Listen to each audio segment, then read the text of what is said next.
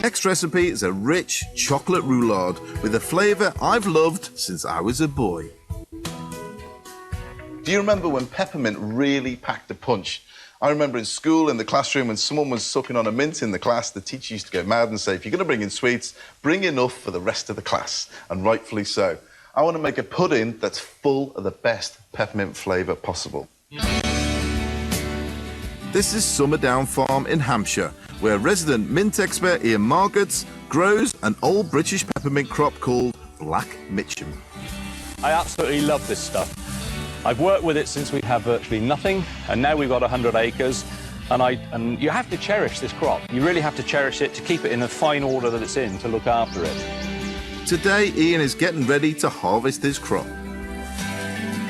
This peppermint is in perfect condition for harvest. It's being laid out now, as we are now, with the mower going up and down the field. Be here for a couple of days, and then we will take it back to our distillery, where we will distill it. The oil we're after in the peppermint plant is actually in the leaf, and in sunny weather, that just makes the oil rise to the surface, so it makes it much easier to distill. Ian grows and distills the peppermint oil under the watchful eye of Sir Michael Coleman, whose name you might recognise. It was Sir Michael's family who first set up Coleman's Mustard over 100 years ago. Now he has turned his attention to perfecting peppermint after being inspired by Ian.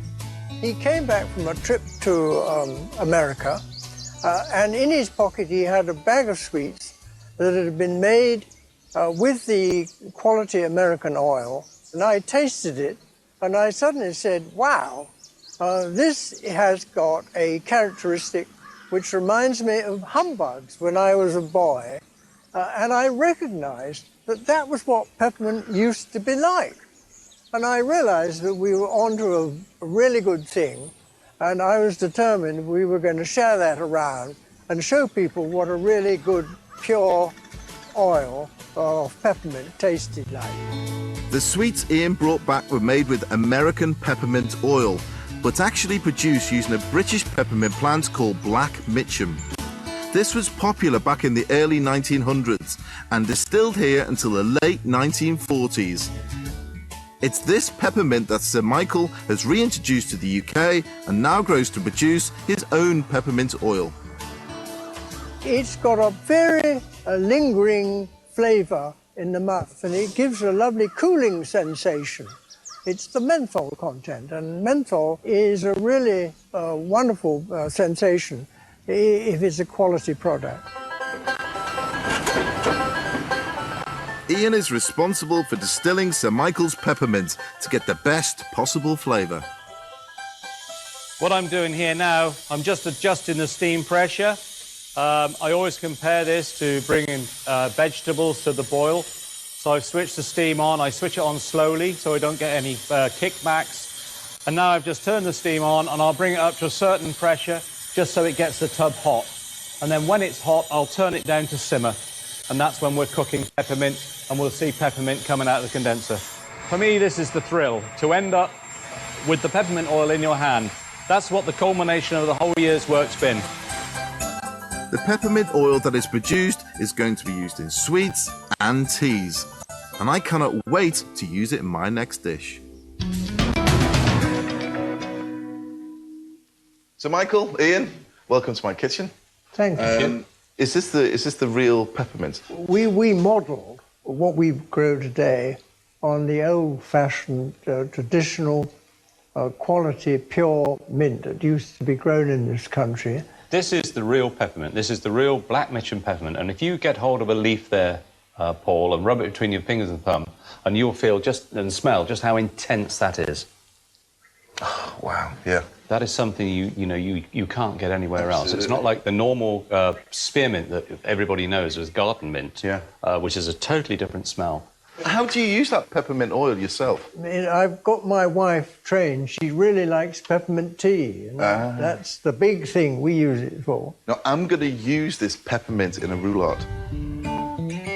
And the combination I'm using is chocolate and peppermint in a flourless roulade using dark chocolate. I'm going to use Sir Michael's peppermint oil mixed in cream. It not only tastes great, it's going to look pretty good too. Now, to start with, you need to whisk up your eggs.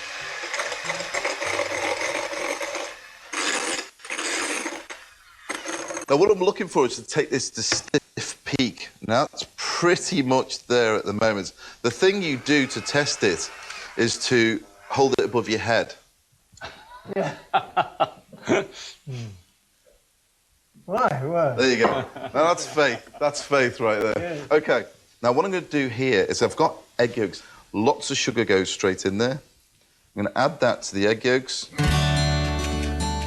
Beat together the egg yolks and caster sugar until pale. Then add some good quality cocoa powder. Before pouring in melted dark chocolate. This mix is the base of my roulade. Don't worry if it thickens, this is quite normal.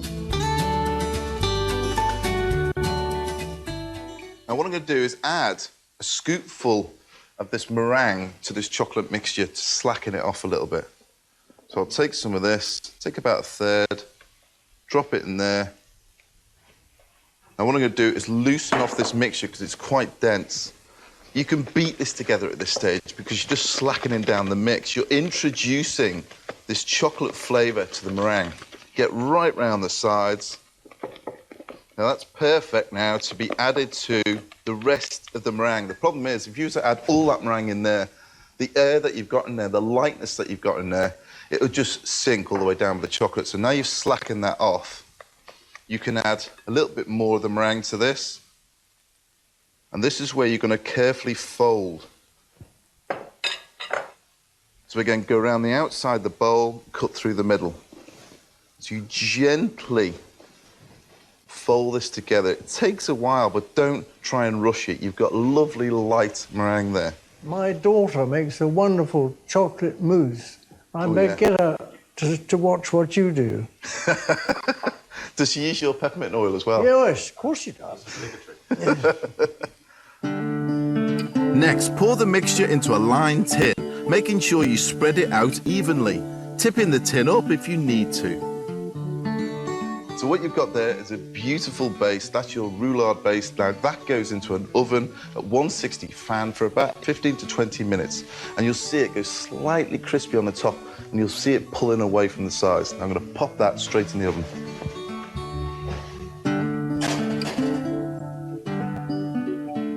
So what I want to do now is prepare the filling for it as well. Now, the peppermint oil, I'm going to use literally about 3 drops, very carefully. 1, 2, 3, 4. Now that's probably going to be quite intense. That'll be nice. For the buttercream filling, I'm whisking together icing sugar and butter until light and creamy. Then slowly adding the milk, which has got peppermint oil already in it. This is the way of enabling it to go in all the buttercream. Oh, the smell of peppermint. Now, the buttercream in there is great, and it's fine, and I could probably go in the roulade as it is, but the addition of the dark chocolate as well brings it to another level. Stir that a little bit into the mixture. So what you've got is dark chocolate, you've got a peppermint buttercream in there as well. Now that is going to go beautifully inside the roulade. Take some baking parchment and give it a good dusting of icing sugar. Flip out your cake and peel off the paper. Well done. So there we have our roulade base, onto which I'm going to put the peppermint buttercream. Okay, there's a heady mix going on here between chocolate and peppermint that you can't smell, so you're going to have to make it. Now spread the buttercream over the cake, making sure you get right to the edges and it's nice and even. Now I'm going to roll this up, and this is the tricky bit. Now the way to do it, you can get a palette knife or a knife and just what we call break its back. So you make a ridge about 1/2 inch in and just break it all the way down so it's loose. Then fold that first bit up, and that will be the inside. Then basically, you roll it over, release it all the way back. Now, you can see it's beginning to crack. That's absolutely fine. And again, nice and tight. Try and keep it as tight as you possibly can with the paper. Look at that. The final roll comes over. Wow. Then you release the paper totally. And there you have your basic roulade. Place it on there. And for me, a little drizzle more of icing sugar. A work of art. I hope this does justice to your peppermint oil. Chocolate and peppermint roulade. My roulade is delicious on its own, but even better when served with fresh strawberries or even a raspberry coulis. We can't eat it at the moment. We'll have to eat it a little bit later. Well, we look forward to it in anticipation.